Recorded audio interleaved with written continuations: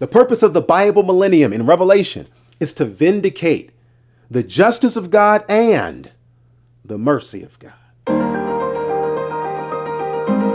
Grace and peace, everybody. Welcome to Sabbath School Study Group. My name is Chris Bailey, excited to go back into the book of Revelation. We have already determined, based on our previous study, when this millennium begins. It begins at the second coming of Christ. We've determined what happens to the wicked one, Satan, and even to the wicked who are destroyed when Jesus comes. But what happens to us? What are we going to do when we're with Jesus in heaven for 1,000 years? That's what we're going to find out today. But before we get started, I want to thank you for watching. Please subscribe to this channel. Hit the like button. It is what allows the algorithm to find this video out for others who are searching for truth. And please share a comment and share this video with somebody else. Let them know what we're learning and what we're studying so that they can be encouraged. We got a bright future ahead. And that's why we want to encourage you to go over to the website. Changeministry.org has all of the videos that we've ever created. We're talking about thousands of studies for you to encourage your faith and to share with somebody else.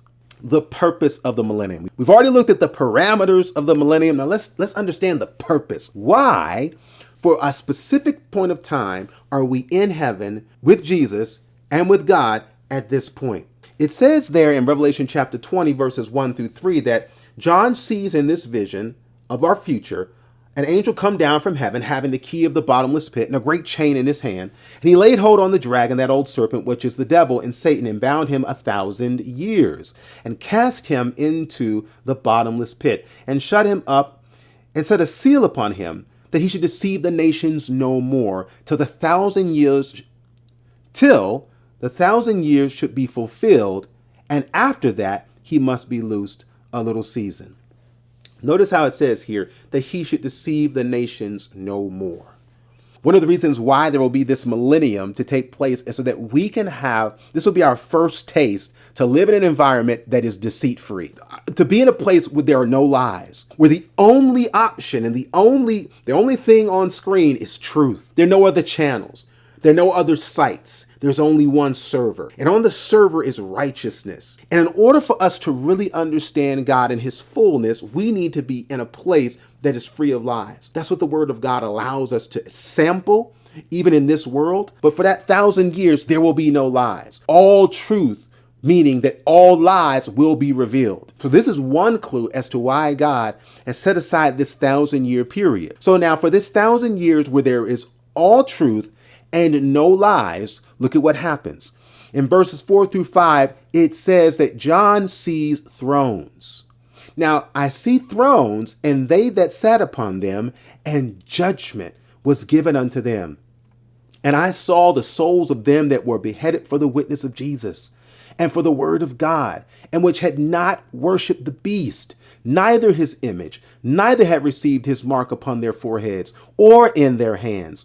And they lived and reigned with Christ 1,000 years. But the rest of the dead lived not again until the 1,000 years were finished. This is the first resurrection.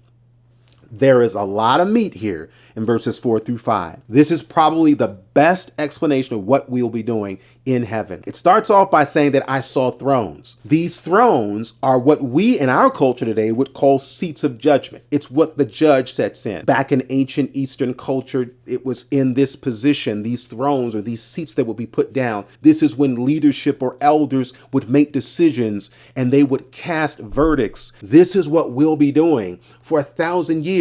And who's doing it?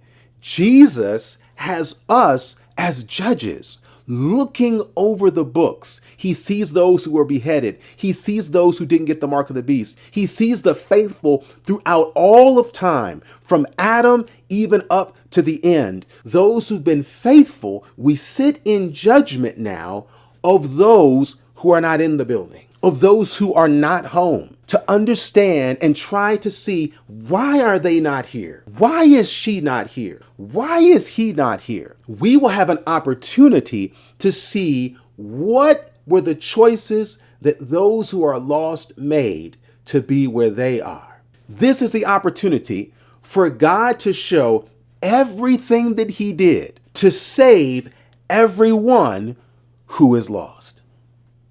We sit in judgment not to condemn. We sit in judgment to validate what God has judged. We'll be able to see if Jesus, who intercedes on behalf of the lost, was he faithful in his intercession? Was he faithful in his offering? Because remember, the whole argument that the devil has made is that God is unjust and that Jesus is not worthy to be in his position. It was a position that he thought he should have. Satan will be proven as a liar, but the only way to prove the lie is to see the truth. That's what we'll be doing for 1,000 years. And it's why it says, Blessed and holy is he that hath part in the first resurrection. This is the resurrection when Jesus comes the second time. That's what we read in Revelation 19. Those who are raised up in that resurrection, you're blessed.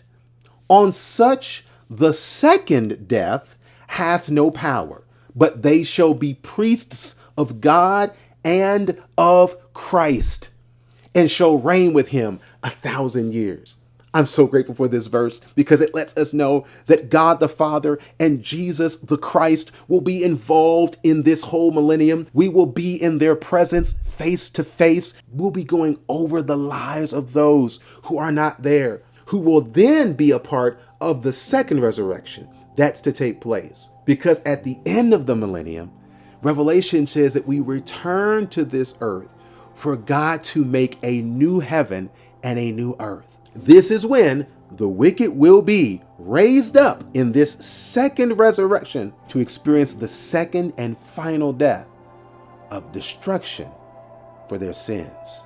But there cannot be this new heaven and new earth until the 1,000 years. We have 1,000 years to prove and to say to God, just and true are thy ways. To say to Jesus, you have been a faithful and true high priest, and to establish now the eternal kingdom and the new heaven and new earth of Revelation chapter 21.